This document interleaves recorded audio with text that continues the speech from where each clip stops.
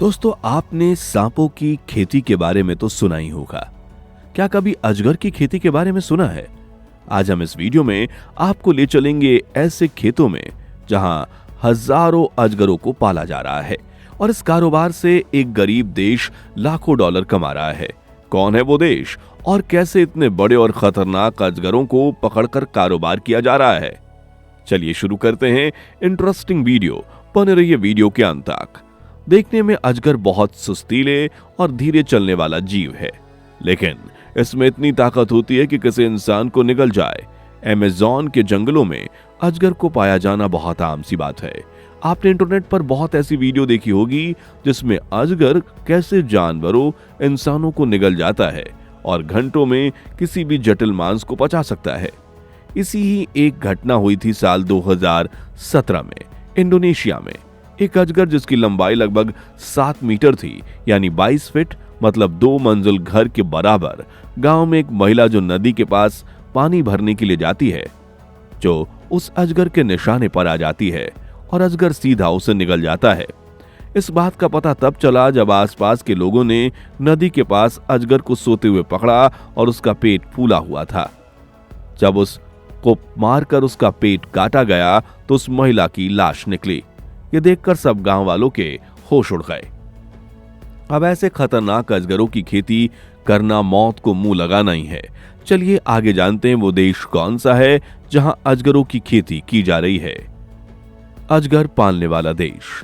Python यानी अजगर की खेती सबसे ज्यादा साउथ ईस्ट एशिया में होती है, खासकर थाईलैंड और वियतनाम में, जहां सरकार से परिमाणित फैक्ट्री में बर्मीज पाइथन और रेटिक्युलेटेड पाइथन पाले जाते हैं। इसके अलावा चाइना और वियतनाम में बहुत बड़ी संख्या में पाइथन फार्म्स होने की रिपोर्टिंग भी मिलती है, जो मुख्य रूप से स्किन लेदर इंडस्ट्री को सप्लाई करते हैं।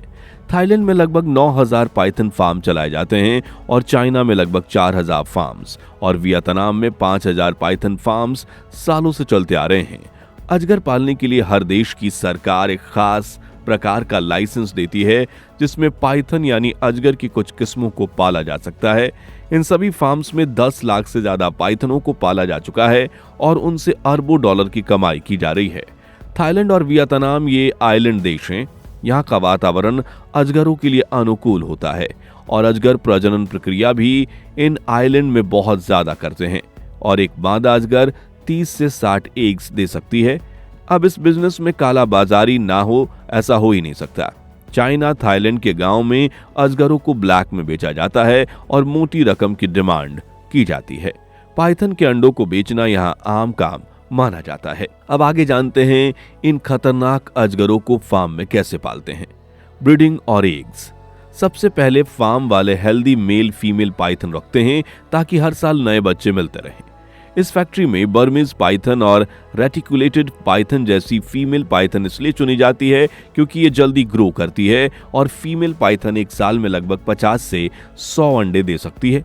फिर एग्स को फार्म पर ही हैच कराया जाता है और जो बच्चे निकलते हैं वही आगे फार्मिंग स्टॉक बनते हैं। अजगर कहां और कैसे रखते हैं? पाइथन फार्म्स में अक्सर स्नैक्स को खुले खेत में नहीं बल्कि वेयर हाउस जैसे बड़े शेड के अंदर बने बाड़ों में रखा जाता है। ये शेड्स हवादार होते हैं जिसके अंदर का टेम्परेचर 25 से 32 डिग्री सेल्सियस के आसपास बना रहता है, क्योंकि सांपों को सही गर्मी मिलना उनके बड़े होने के लिए बहुत ही जरूरी माना जाता है। कई फार्म्स में अजगरों को एक साथ रखा जाता है। यहाँ एक बाड़ा 15 अजगर एक साथ पाल सकता है। खुराक कैसे दिया जाता है? अब सबसे इंपॉर्टेंट पार्ट फीडिंग है। छोटे पाइथन्स को शुरुआत में वर्टिब्रेट प्रे दिया जाता है, जैसे मुर्गी का मांस या छोटी चिड़िया। इसके बाद जैसे जैसे पाइथन का फीडिंग रिस्पॉन्स स्ट्रांग होता जाता है, कई फार्म्स सॉसेसेस टाइप के फीड बदल देते हैं, जो अक्सर पॉर्क, चिकन या फिश जैसी वेस्ट प्रोटीन को मिलाकर बनाया जाता है। फीडिंग देने का समय फार्म के हिसाब से चलता है। थाईलैंड वाले फार्म्स में एक स्टडी के दौरान आमतौर पर हफ्ते में एक बार फीडिंग दी जाती थी, जबकि वियतनाम वाले फार्म में करीब हर 5 दिन पर एक बार फीड देने का प्रोटोकॉल था। ग्रोथ मॉनिटरिंग और फास्टिंग। फार्म्स में स्नैक्स को हर रोज मेजर वेट करके ग्रोथ को ट्रैक किया जाता है और रिसर्च में 12 महीनों तक इसी मेजरमेंट्स लिए जाते हैं। अगर स्टडी में दोनों स्पीसीज ने फास्ट ग्रोथ दिखाया और ग्रोथ लगभग 46 ग्राम्स पर डे तक रिपोर्ट हुई और फार्म्स का ग्रोथ कई बार मेल से ज्यादा रहा, इस रिपोर्ट के मुताबिक दूसरे फार्म्स फीडिंग और पालने के प्रोसेस में बदलाव किए जाते हैं। एक और खास बात, पाइथन लंबे समय तक बिना खाए भी मैनेज कर लेते हैं। एक स्टडी में पता चला कि पाइथन्स ने 20 दिन या उससे ज्यादा फास्टिंग की, कुछ केसेस में 127 दिन तक, और फिर फीड वापस मिलने पर ग्रोथ फिर तेज हो गई। इस प्रोसेस में फार्म्स का बहुत सारा चिकन और पैसा बच जाता है। शॉल्टर और प्रोडक्ट। कमर्शियल फार्म्स में आमतौर पर पाइथन को लगभग 1 से 15 साल में मार्केट साइज तक ग्रो करके सॉल्टर किया जाता है ताकि मीट, स्किन और दूसरे प्रोडक्ट्स निकाले जा सकें। स्टडी में ह्यूमन किलिंग के लिए कैप्टिवेटिव बोल्ट पिस्तौल जैसी स्टैंडर्ड मेथड का मेंशन है और फिर प्रोसेसिंग में metal, skin, fat, gall bladder जैसे हिस्सों का वजन लेकर सालाना इनकम निकाली जाती है। अजगर की बॉडी का कोई भी हिस्सा वेस्ट नहीं होता, जीभ से लेकर पूंछ तक मार्केट में बिक जाता है। अजगर की स्किन से लग्जरी ब्रांड्स की बेल्ट, जैकेट्स, शूज बनाए जाते हैं और अजगर की स्किन को सुखाकर पाउडर बेच दिया जाता है और ज्यादा इसके पैसे मिलते हैं। इस पाउडर का इस्तेमाल खतरनाक बीमारियों की दवाई बनाने में किया जाता है। थाईलैंड और वियतनाम में सांप खाना आम बात है, तो लोग अजगर का स्वाद भी चख लेते हैं। अजगर की स्किन कौन सा देश खरीदता है? दोस्तों, अजगर की स्किन का इस्तेमाल यूरोप कंट्री में बहुत ज्यादा किया जाता है। पाइथन जानी अजगर की बनी स्किन से ladies bags, travel bag, office bags, जूते, बेल्ट्स बनाए जाते हैं। इन्हें मार्केट में बेहद महंगे दाम पर बेचे जाते हैं। इसके अलावा जर्मनी और फ्रांस बिगेस्ट इंपोर्टर्स में शामिल हैं। कुछ सोर्सेज में स्पेन का नाम भी मेन इंपोर्टर्स में आता है। अजगर की रॉ स्किन को अलग अलग शी रूट से मैन्युफैक्चरिंग फैक्ट्री में भेजा जाता है। इसमें सबसे ज्यादा जो रिपोर्ट में आता है वो है सिंगापुर का सी रूट। रिपोर्ट के अनुसार लगभग 70% पाइथन स्किन्स री-एक्सपोर्ट के रूप में सिंगापुर के जरिए आगे जाती है, यानी फाइनल डेस्टिनेशन अक्सर यूरोप होता है, लेकिन रूटिंग सिंगापुर से दिखाई दे सकती है। अब बात करते हैं इस बिजनेस में आखिर कमाई कितनी होती है।